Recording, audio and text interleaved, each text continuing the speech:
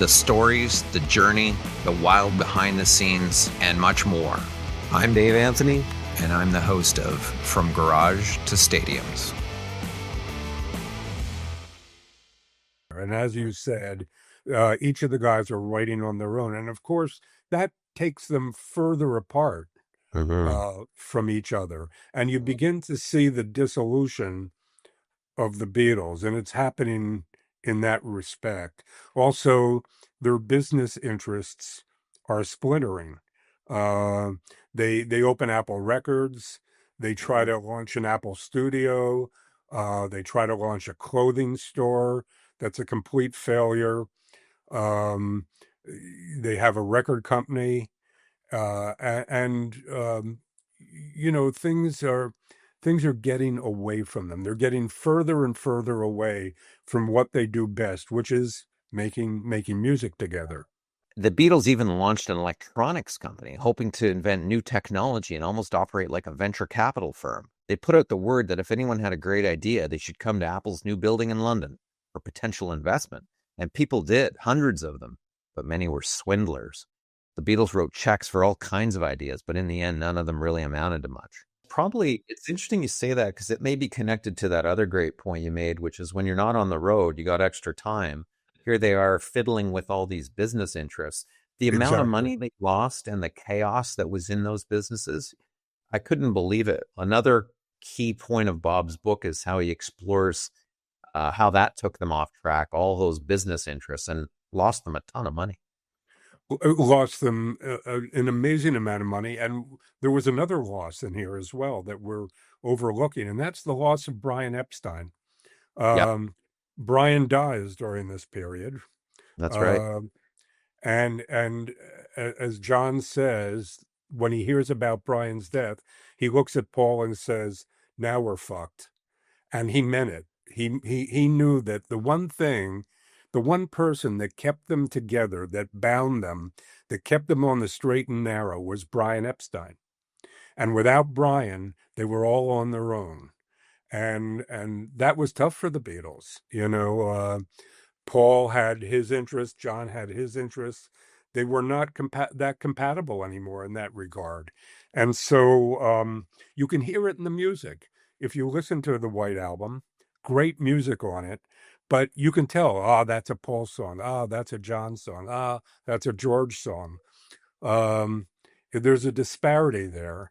And it was not heading them in the right direction. In addition to releasing historic album after historic album, the Beatles also would regularly release singles between albums, such as 1968's iconic Hey Jude, written by Paul for Julian Lennon, the son of John Lennon and his first wife Cynthia, who was suffering from the recent split up of his parents. And the B-side to Hey Jude was Revolution, written by John Lennon. The thing I wanted to get to here is let's talk about the personalities of the guys. What are they really like, the four of them? And I think from there we're going to start to see some of the seeds that start to lead to the breakup. But can we start with one of them and then go through all four? Maybe start with Paul or John? Sure, absolutely. So we'll start with John. John at this point is really messed up. John has had a tough life. First, his mother dies, and then just when he's 20 years old, he is forced into marriage by getting his girlfriend Cynthia pregnant, a woman that he didn't really love. It was a loveless marriage. He was kind of saddled with a son at a very early age when he was on the road, and so John was really a bitter guy. John drank to excess. He was really veering towards alcoholism. His experimentation with drugs was much greater than any of the other guys in the band, and of course he chose Yoko Ono as his mate, which was perhaps the best choice for him, but not the best choice for the rest of the band. Paul, on the other hand, became entirely overbearing. And if you ask George what broke up the Beatles, everybody thinks it was Yoko. George would look you right in the eye and go, Paul McCartney. I couldn't stand to be in the same room with him anymore.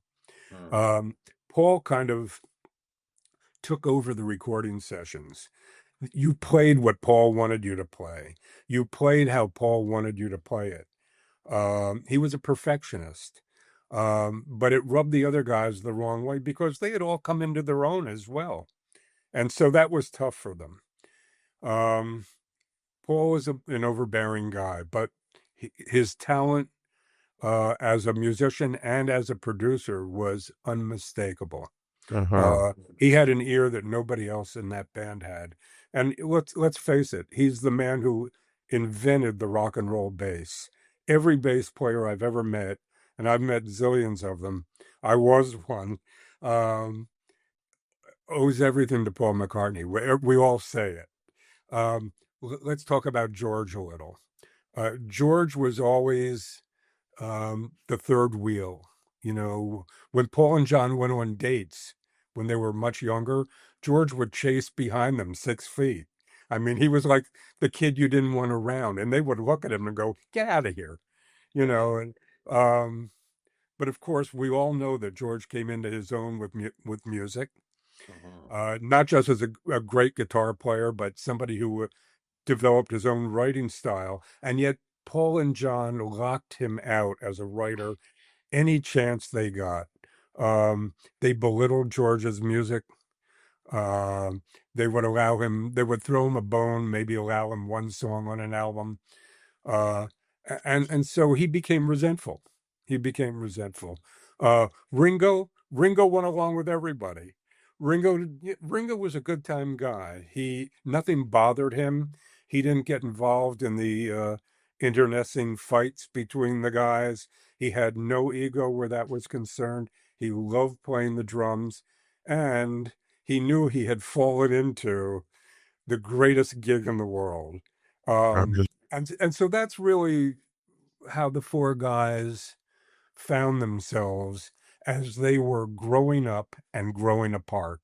Right. And by the time they make the White Album, they are going their own ways, and there Mhm. is there is no road back at this One point. one of the insights I gained from your book, and I've always wondered why they put up with Yoko Ono being in every meeting, every recording, everything was the five of them now, with Yoko, John's partner in life, partner in music, partner in business, just unbelievable that they couldn't stand up to John. But you painted the picture to say John was so off the rails with heroin usage and so volatile that they sort of didn't want to push him, and so they didn't really know how to confront him about the Yoko thing. They That was an insight for me. And they were also afraid of Yoko. I mean, Yoko was a very self-possessed person. She was no kid. She'd been around. She knew how to deal with these guys, and she knew how to deal with, I mean, she knew how to deal with somebody like Paul McCartney, and that wasn't easy. Mhm. Um, I think deep down, and Paul has told me this, deep down, they knew that Yoko had Yoko was the person responsible for saving John's life. John was an unhappy guy. He was doing drugs to excess, drinking to excess. He was going down the tubes fast in an era when a lot of our stars were going down the tubes fast. Uh, Jim Morrison, Jimi Hendrix, Janis Joplin. John could have easily gone that route. And I think that Yoko pulled him together. As much as we all resented Yoko and her interference in the band, Mhm. I think without Yoko Ono, John was a goner. And Paul, who was so tapped into John, look, no matter what we think that they were coming apart at the seams, these guys absolutely loved and respected each other. I see the same thing in Mick and Keith. No matter what happens, no matter how bad things get, deep down the love was so intense that they stuck up for each other. They, I mean, look, even when the Beatles were falling apart, if one of them went on vacation, they all went on vacation together. When they when they went on the road as a band, they didn't have individual suites. They booked one suite with a few bedrooms and they doubled up. These guys lived on top of each other. The bond was so strong that even the money and the women that later interfered and came in between them couldn't reduce the love and respect that they had for each other.